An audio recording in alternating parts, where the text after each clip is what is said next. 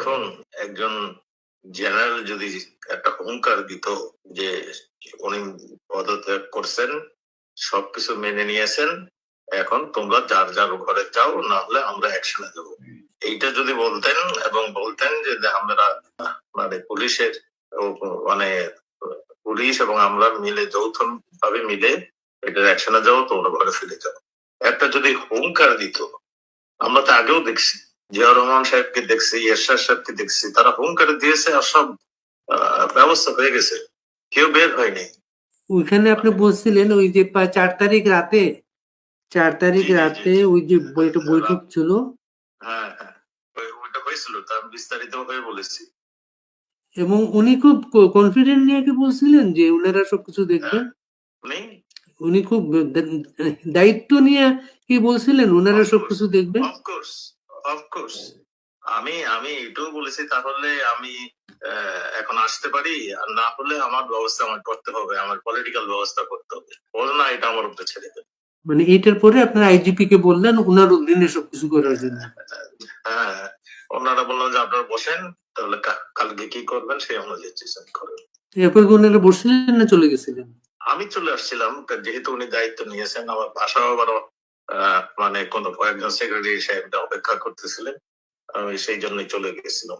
দেখুন, একজন জেনারেল যদি একটা হুঙ্কার দিত যে উনি পদত্যাগ করছেন, সবকিছু মেনে নিয়েছেন, এখন তোমরা যার যার ঘরে যাও, না হলে আমরা অ্যাকশনে দেবো, এইটা যদি বলতেন এবং বলতেন যে আমরা মানে পুলিশের মানে পুলিশ এবং আমরা মিলে যৌথ ভাবে মিলে এটার অ্যাকশনে যাও, তোমরা ঘরে ফিরে যাও, একটা যদি হুঙ্কার দিত, আমরা তো আগেও দেখছি, রহমান তো আপনার মনে আছে কয় বছর কারফিউ দিয়ে রেখেছিল রাত্রে। হ্যাঁ, অনেক বছর। হ্যাঁ, কারফিউ দিয়ে রাখতে হলো। হ্যাঁ, কাজেই উপায় ছিল, উপায় ছিল। আমি জেনারেল যদি ডাটের থাকতো, তাহলে এটা অবশ্যই ট্যাকল দিতে পারতো। এটা হলো আমার বক্তব্য। আমরা আমরা পুলিশের উপরে যদি উনি ছেড়ে দিতেন আর আমাদের জনগণের উপরে ছেড়ে দিতেন, তাহলে ট্যাকল হয়ে যেত। গণভবনে যখন ঢুকতে দিল, তাদেরকে পথ ছেড়ে দিল, ওই ছবিটা লাইভ দেখে মনে সারা ঢাকায় সারা দেশে আক্রমণটা শুরু হয়ে গেল।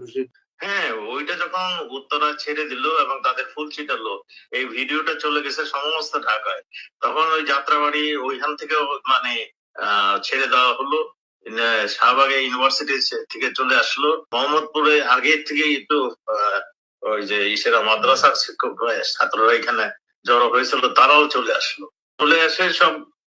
একটা সেনাবাহিনীর প্রধান যদি গণভবন রক্ষা করতে পারে না, এটা কি আপনার বিশ্বাস করেন? অবশ্যই।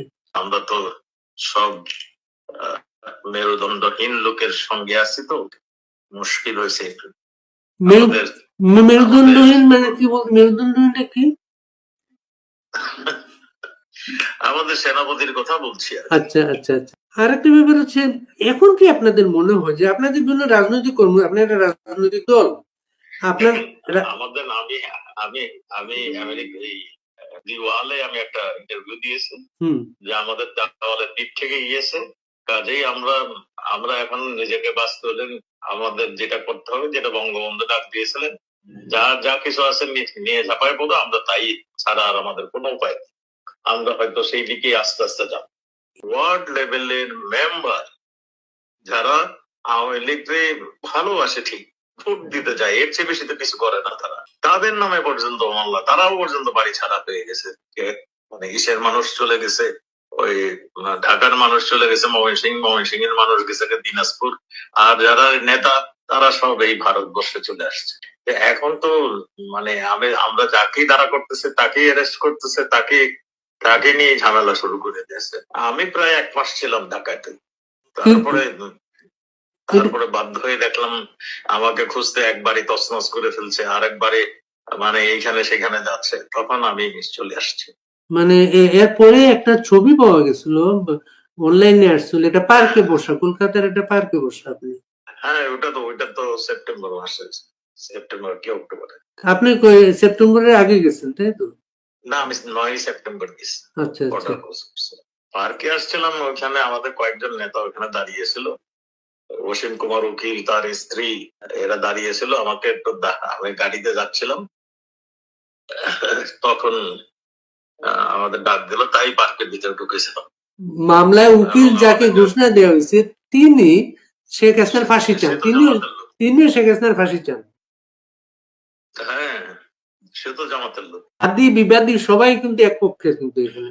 হ্যাঁ, এই কারণে কি আপনারা কোনো উকিল দিচ্ছেন না কোর্টে? আমাদের কোনো উকিল ঢুকতে দেয় না। আরে এটা জানেন না আপনি? হ্যাঁ, ইলেকশনটা তো ওরা একা একা ইলেকশন করতে চাচ্ছে তারা। আপনার নিবন্ধন নেই। তারা ইলেকশন করতেছে, আপনার ওই বিএনপি এটাকে চরম ভাবে সমর্থন দিচ্ছে একা ইলেকশন করার জন্য। আমাদের নেতা কর্মী যারাও এখানে আছে তাদেরকে ধরিয়ে দিচ্ছে, আটক করে দিচ্ছে আওয়ামী লীগ বলে বলে। এইগুলোই চলছে।